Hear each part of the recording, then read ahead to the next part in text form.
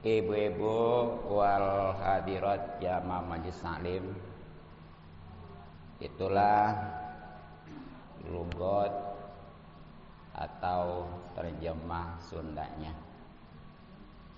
Sekarang Indonesia atau Melayu dan insya Allah penjelasannya. Alhamdulillah kita memasuki pasal atau bagian baru, yakni tentang maksiat-maksiat badan. Sebagaimana tadi dikatakan, faslun ini satu pasal sekali lagi yang insya Allah akan menjelaskan tentang maksiat yang berhubungan dengan badan. Artinya dosa-dosa yang disebabkan dengan badan kita ini ya. Naudzubillah. Dan ini banyak ya. Kalau yang lainnya mungkin hanya beberapa. Kalau ini sampai beberapa lembar, ya kurang lebih 61 nih. Nah, diantaranya wa min ma'asil badani, dan sebagian daripada maksiat-maksiat badan, hukukul walidaini, adalah durhaka atau menyakiti kedua orang tua. Ya. Jadi di antara atau termasuk maksiat yang berhubungan dengan badan, naudzubillah, nantinya pasti disiksa ya, adalah menyakiti atau durhaka kepada kedua orang tua, baik laki-laki atau perempuan ya, terlebih lagi laki-laki. Kalau laki-laki makan nggak terhalang, walaupun dia sudah punya istri, tetap hak orang tua itu di atas. Beda dengan istri. Kalau istri mah, perempuan maksudnya ya.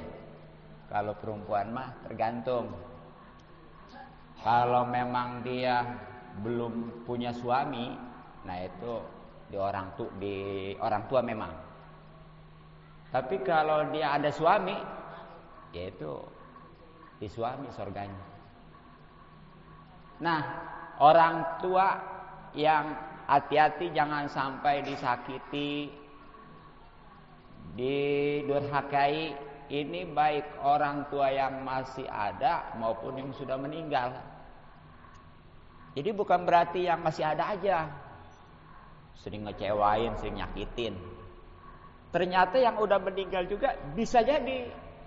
Emang masa iya orang udah meninggal masih dikatakan menyakiti?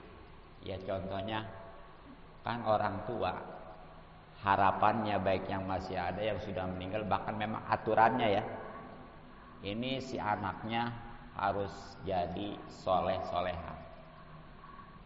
Segala perintah Allah dijalanin, larangannya ditinggalin. Bahkan dia hubungan dengan Allahnya betul dan dengan sesamanya akur, tuh soleh-solehan. Tapi ketika nggak begitu tuh, karena dianggapnya orang tua udah meninggal, udah nggak tahu apa-apa ini, hati-hati tetap ya. Yang namanya kita dituntut untuk soleh-solehah, walaupun orang tua sudah meninggal, tetap. Nah makanya nih supaya waspada, supaya hati-hati, jangan sampai ya, coba-coba pun jangan, yang mudah-mudahan yang udah terjadi buru-buru tobat ya. Ini kudu tahu akibat-akibat menyakiti kedua orang tua, baik di dunia maupun di akhirat. Kalau mau ditulis silakan, kalau enggak nanti bisa disimak di YouTube-nya ya, insyaallah. Nah, di antaranya nih, akibat durhaka atau menyakiti kedua orang tua, dia enggak bakal masuk surga. Nauzubillah min. Semua, khususnya anak, pasti pengen masuk surga, betul? Karena di surga mah paling miskin aja dia akan mendapatkan 10 kali lipat dunia ini. Enggak bakal ada orang walaupun jahat juga istilahnya pengen masuk neraka ya. Ya sebab neraka tahu sendiri, Pan. Nah, ternyata tuh kalau orang yang menyakiti kedua orang tua itu nggak bakalan bisa masuk surga. Kenapa? Matinya juga itu su'ul khotimah. Su'ul ya, bukan husnul ya. Kalau husnul bagus. Jadi su'ul khotimah, ada husnul khotimah. Makanya kalau didoain jangan asal ada khotimahnya aja. Lihat dulu depannya tuh ya. Kalau husnul khotimah aminin, kalau sul khotimah nauzubillah gitu ya. Jangan ada khotimah aja, nggak diperhatikan depannya, ya. Nah, terbukti kan ada tuh salah seorang sahabat yang padahal mah dia itu sholat selalu bersama Rasulullah berjamaah ya, perang juga sering ikut. Tapi ketika mati bagaimana? Dia nggak bisa untuk ngucapin kalimat tauhid.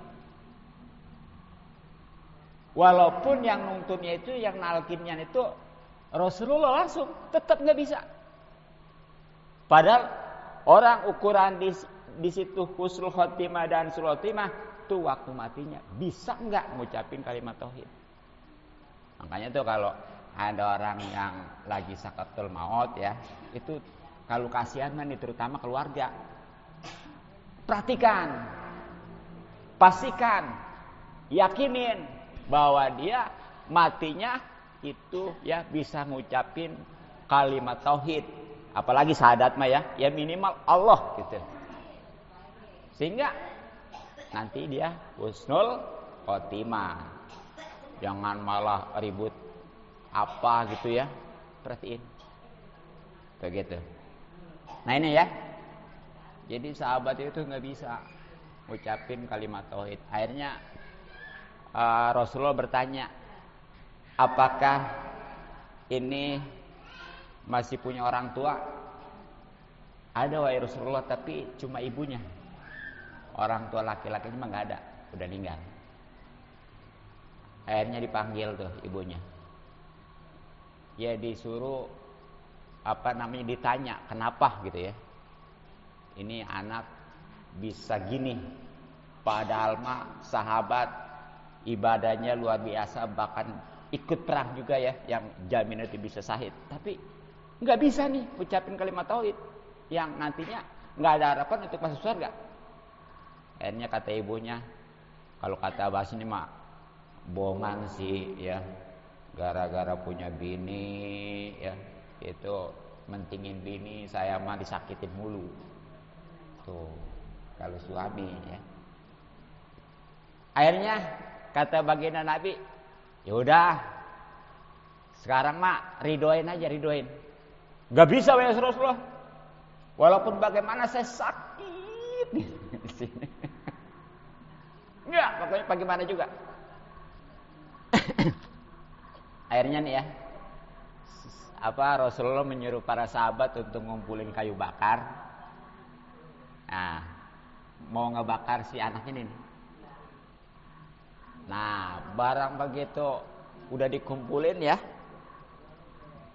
nanya nih si ibunya itu buat apa ya Rasulullah? Ini buat ngebakar anakmu. Ya karena kasihan dia, nggak dapat ridho orang tuanya, udah sekalian aja dah. Akhirnya tuh orang tuanya ya, walaupun sekejam-kejamnya orang tua, tetap dia ujung-ujung nggak mau anaknya itu kan celaka ya, akhirnya iya dah baginda sekarang mah saya ridho pokoknya mah tuh.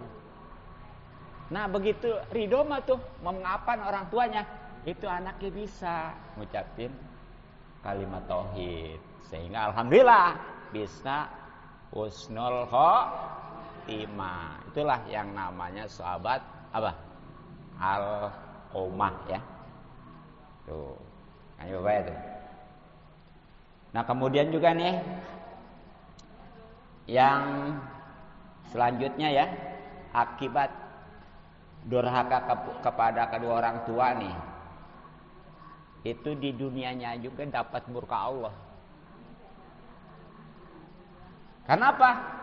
Atau kan orang tua yang disakitin pasti kan sakit, marah ya.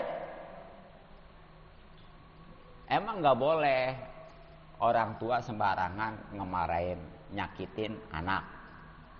Kan anak itu kalau disakitin sama orang tua, diomelin, digimana, kira-kira enak nggak? Enggak ya? Kalau mau tahu, lebih-lebih tuh. Kalau orang tua disakitin sama anak, ya mungkin semuanya ngerasain. Pernah ya? Ya dulu kan waktu anak-anak suka diomelin sama orang tua gitu ya. Ini perasaan sakit gitu ya. Sekarang sebaliknya, dimarahin, disakitin sama anak, lebih sakit lagi gitu ya.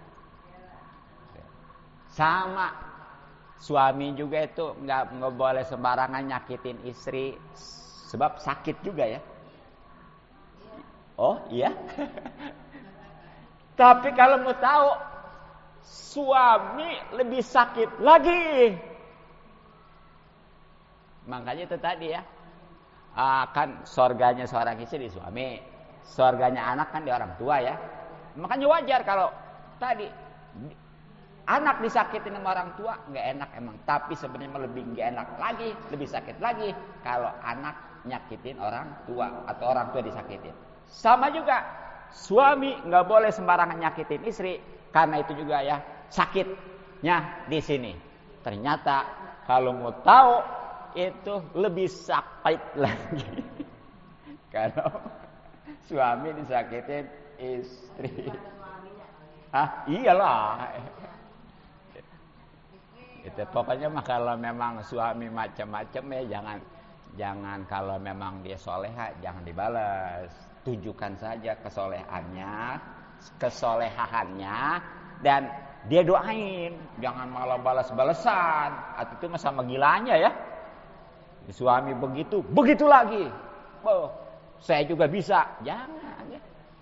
Udah serahin aja ke Allah, doain ya. Jadi kalau gitu mah nantinya dia mah tetap dapat pahala. Itu mah suami, urusan dia sama Allah itu. Kalau dibalas mah lebih parah. Justru lebih besar dosanya itu seorang istri ya yang ngebalas itu. Nauzubillah min dzalik itu ya. Nah kemudian nih, akibat dari menyakiti kedua orang tua, durhaka kepada kedua orang tua, rezekinya sempit. Nih, semua juga pasti ya pengen rezekinya itu luas, lancar, benar nggak? Itu nggak mau, walaupun dia gimana juga ya, miskin, seret rezekinya. Tetapi kalau mau tahu tuh, di antara penyebab sempitnya, seretnya, susahnya rizki itu dari karena durhaka kepada kedua orang tua. Makanya itu, kalau seandainya rezeki rada seret nih ya, rada susah kehidupan ini, introspeksi. Jangan-jangan nih saya ini durhaka kepada orang tua kalian ya. Terus ingetin, pikirin ya. Ataupun dia durhaka mah kagak, tapi kebaktiannya kurang. Nah itu. Nah kemudian akibat daripada durhaka kepada kedua orang tua ya, itu nggak dapat keberkahan hidupnya. Emang bagaimana? Nih, nggak semua orang yang dapat rezeki banyak, kaya itu berkah. lebih baik berkah,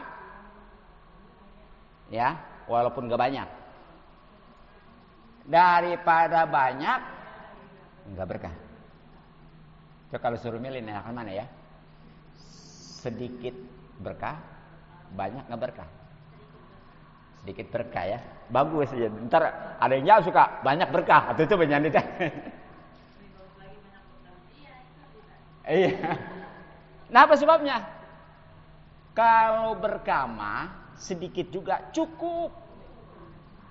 Kayak ibadah mau tuh ya.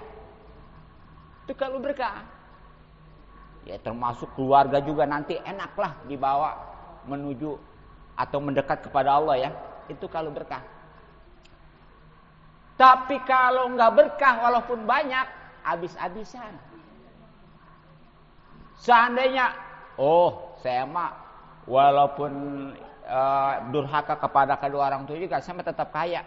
Awas, hati-hati ya. Dia udah nggak berbakti kepada orang tua juga, itu tadi akibatnya udah luar biasa. Dan harus disadari, pasti dia itu nggak bakalan akan sulit untuk ibadah, berat hawanya. Makanya itu ya, kesimpulannya nih, kalau kita nih rizki banyak mah banyak, apalagi miskin mah, tapi ini kayaknya ke ibadah males saja, terutama ngaji. Itu contohnya nggak berkah. Ya, tapi walaupun dia nggak kaya, tapi mau ibadah, apalagi walaupun sedikit tadi kasih kecukupan ya, enak itu. Makanya lebih baik cukup daripada banyak. Kalau banyak mah relatif. Duit 100 juta banyak ya. Tapi kalau beli mobil baru, kebeli nggak? Enggak.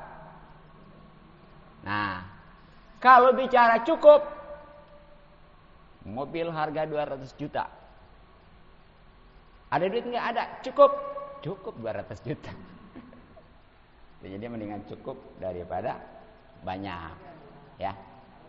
Ini kadang-kadang orang mudahnya banyak aja sih ya, nggak diperhatikan itu.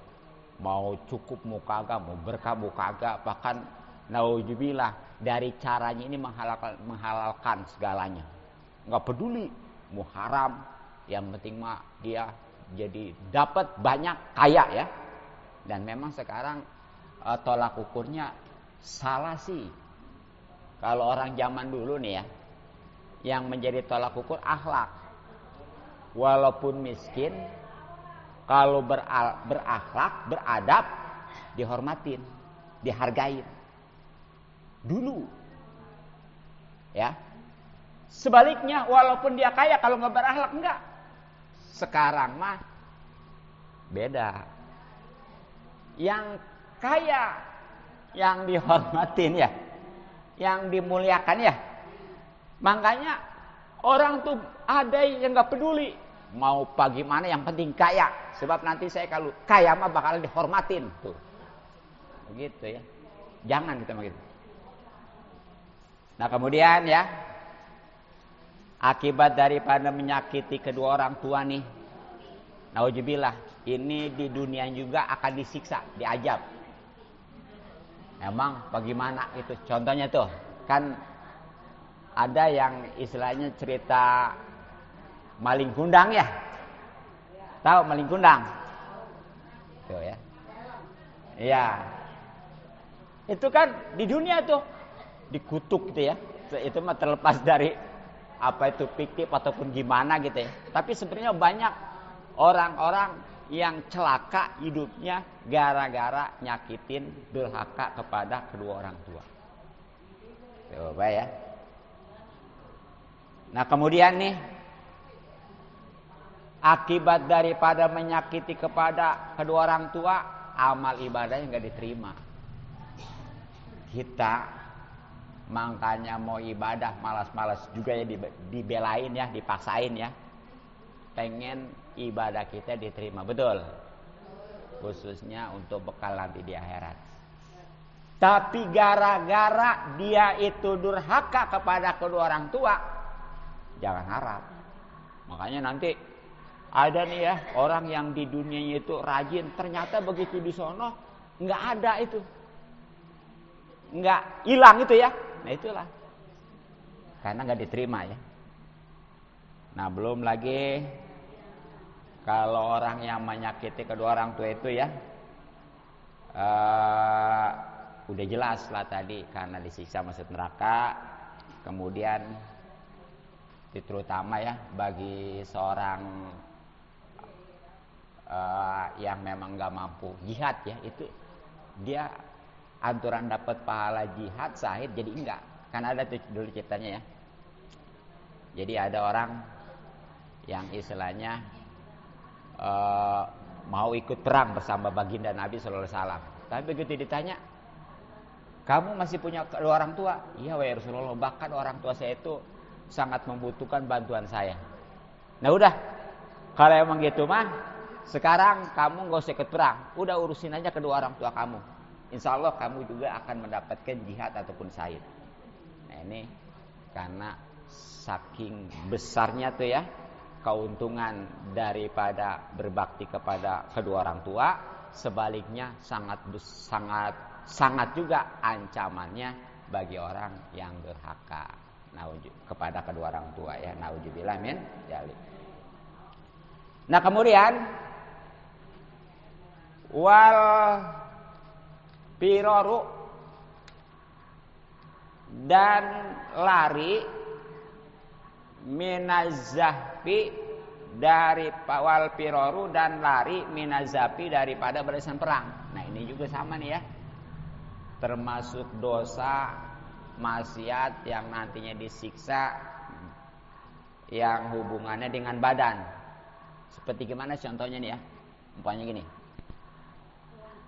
tentara orang Islam sama orang kafir lagi berkecamuk nih perang ya, sedang serunya itu tiba-tiba itu dia mah kabur karena takut atau gimana gitu, terutama mungkin takut mati ya.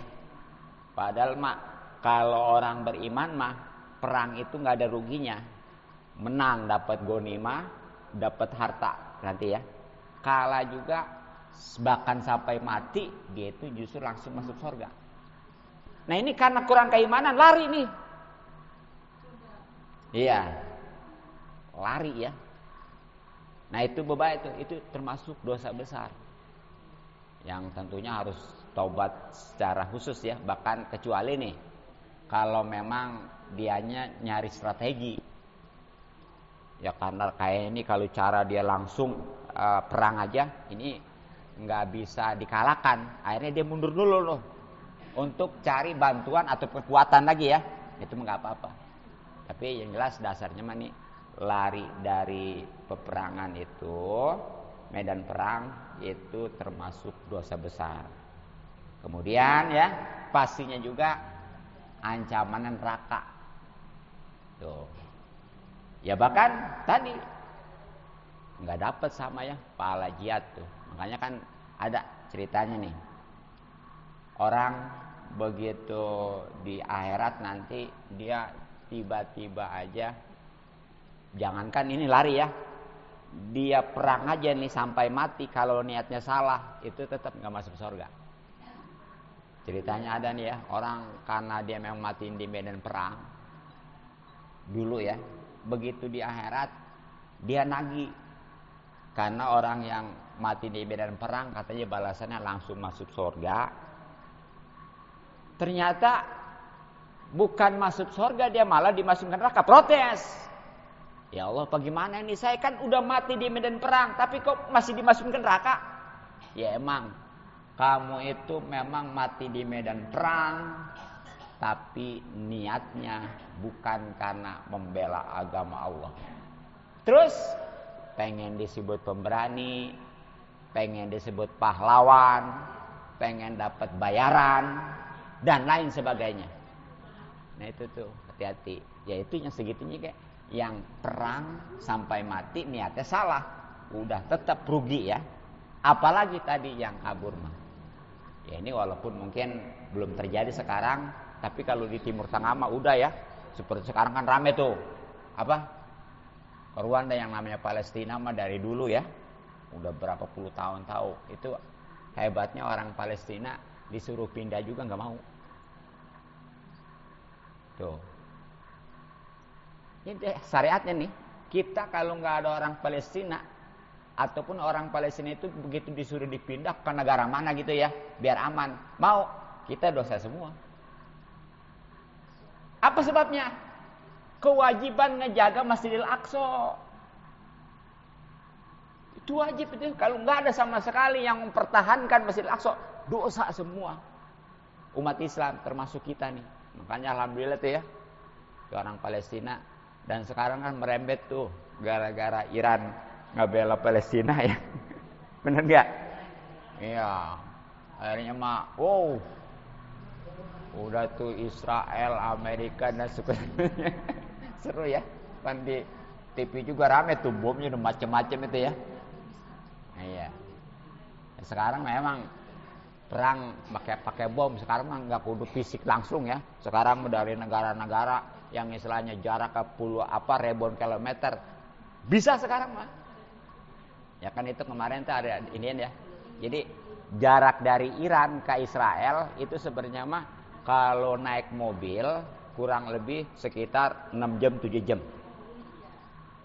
Kalau naik pesawat kurang lebih 1 jam sampai 2 jam. Tapi ternyata rudalnya tuh itu hanya 15 menit nyampe. Cepetnya sih ya.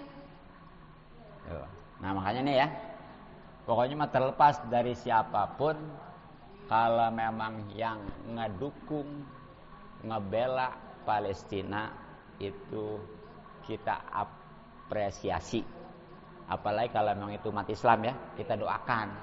Jadi kita kalau memang belum bisa langsung untuk ngebantu ya memang kalau dengan tenaga sekarang nggak boleh, apalagi orang-orang sipil, militer juga kan tahu sendiri. Terus kita nyumbang, belum tentu punya ya. Lama lagi minimal nih setiap sholat ngedoain. Bagaimana caranya? Ya Allah, berilah perlindungan, keselamatan, pertolongan dan kemenangan bagi orang-orang yang ngebela Islam. Gitu aja ya. Itu walaupun segitu tuh pahalanya gede itu. Sekali lagi, ya Allah, berilah perlindungan, keselamatan, pertolongan dan kemenangan bagi orang-orang yang ngebela Islam. Suka gitu nggak? Ya, sekarang masih lipin ya. Jadi kita walaupun nggak secara langsung ya, hanya doa, insya Allah. Jangan malah dia membuli gitu ya. Membuli Palestina, apalagi naudzubillah ya. Nah itu mungkin ya. Tuh baru 2 tuh. Maksiat badan baru 2. Semuanya ada 61. Ayo aja lah ngaji dikit-dikit ya. Yang penting mah paham, manfaat diamalkan sehingga insyaallah ya selamat dunia akhirat. Wallahu a'lam bishawab. Kurang lebihnya mohon maaf dan maklum. Subhanaka bihamdik.